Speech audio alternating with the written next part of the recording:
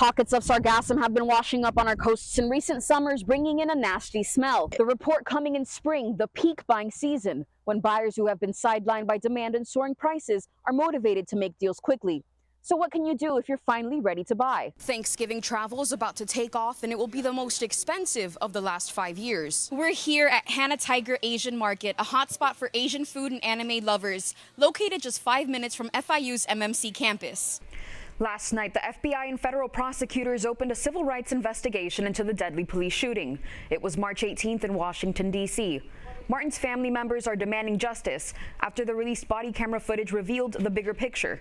Flood warnings in effect in Broward County until 8 a.m. today. South Florida's historic flooding Wednesday left cars stranded and some people unable to get to work. So I've been watching the cars thinking I could make it, but I've had the car stall in water before, and so I'm just like, I'll just hang out.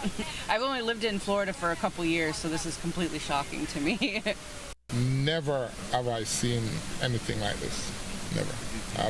I've been working in Fort Lauderdale for over 23 years, and I've never seen anything like this. We ran hundreds of water rescues in Broward County. We did have some people that were trapped in their homes, water that was rising, people that were in need of medical rescue in homes where there was flooding.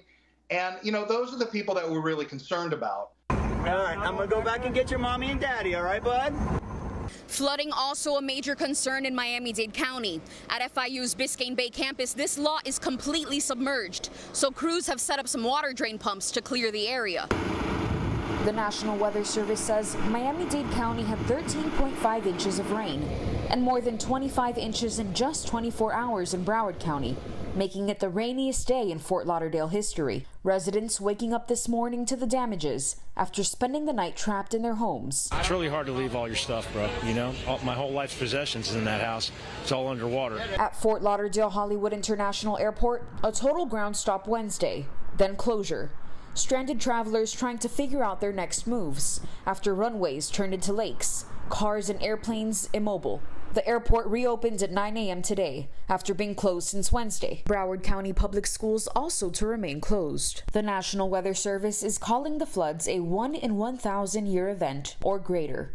Reporting for the South Florida Media Network, I'm Alexa Velez. Ball is rolling to set the famous 56-year-old orca Lolita free. She's been in captivity here at the Miami Seaquarium since the 1970s. Although this is only the beginning, plans to send her to her home waters are finally underway.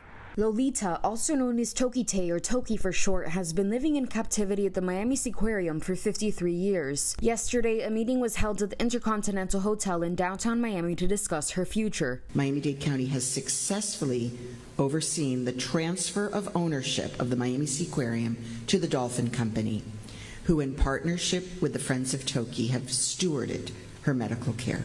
She must first be taught to swim in a sling, then transported on a semi-truck to be flown 3,000 miles to a natural netted sea pen in Washington state. She will become a symbol for us and the future generations, how many things can be achieved when we, besides words, we take actions. Lolita was the only living orca among the 7 that were forcibly taken by hunters in 1970 and sold off to different marine parks.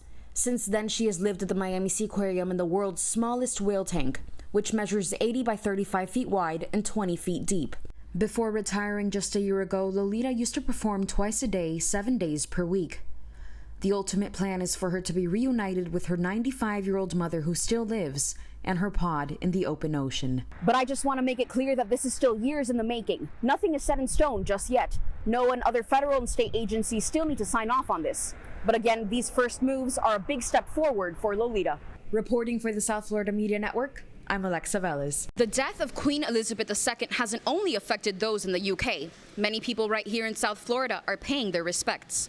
Behind me, there are mourners signing a condolence book that will be eventually sent back to Buckingham Palace. People are lining up in the lobby of the British consulate located at 1001 Brickell Bay Drive. Set up at the entrance is a condolence book, allowing South Floridians a chance to grieve and pay tribute to the late Queen. They can do so by signing their names and leave messages to wish the royal family well and express what Queen Elizabeth meant to them.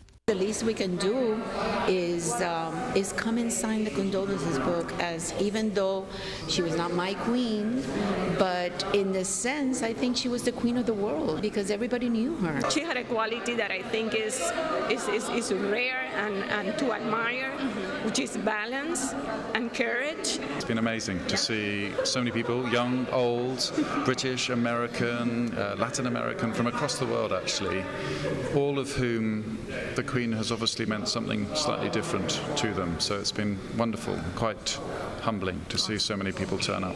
Yeah, I've been following her life, and it's just nice to see actually people who really care and can show respect to her. I'm paying my condolences to, Queen Elizabeth II. I think it's something that's been heard all around the world. It was expected, obviously because of her age, but I didn't think it will have such a big impact. She has had a big impact in the world. The condolence book will be available from 10 a.m. to 1 p.m. until this Friday. And if you didn't get a chance to come by, you could always sign it virtually at www.royal.uk. I'm Alexa Velez reporting for the South Florida Media Network.